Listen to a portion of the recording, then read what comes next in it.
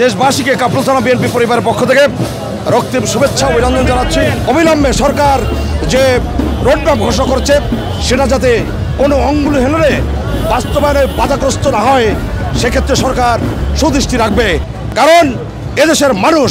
অত্যন্ত আবেগপ্রবণ, এদেশের মানুষ গণতন্ত্র চায়, এদেশের মানুষ সুশাসন ন্যায় বিচার চায়, এদেশের মানুষ একটি আন্তর্জাতিক মানের নির্বাচন দেখতে চায়, অর্থাৎ ইনক্লুসিভ এবং ক্রেডিবল নির্বাচন দেখতে চায়। 17 বছর যে পরিমাণ নির্যাতন করা হয়েছে বিএনপি নেতাকর্মী সহ এদেশের তৌহিদি জনতা, যারা সরকারের অন্যায়ের বিরুদ্ধে যারা কথা বলেছে, দুঃশাসনের বিরুদ্ধে যারা কথা বলেছে, তাদের উপর যে পরিমাণ অত্যাচার নির্যাতন চালানো হয়েছে,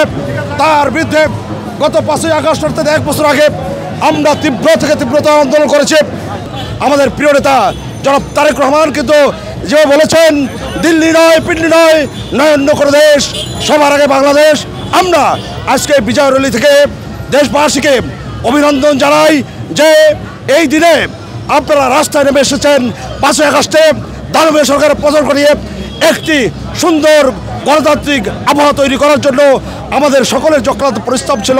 এবং যারা এই দিনে শহীদ হয়েছেন আবারও তাদের বিধি আত্মার শান্তি কামনা করি, এবং যারা আহত এখনও রয়েছে তাদের সুচিকিৎসার দাবি জানাই। দেশবাসীকে কাপ্তান থানা বিএনপি পরিবারের পক্ষ থেকে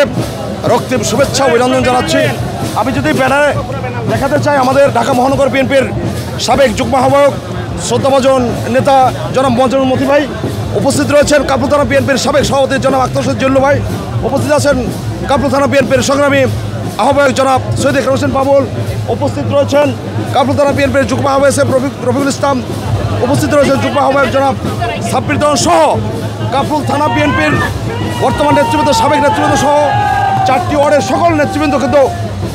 অংশগ্রহণ নেতৃবৃন্দ সবাই, মহিলা দল সহ সবাই উপস্থিত রয়েছে।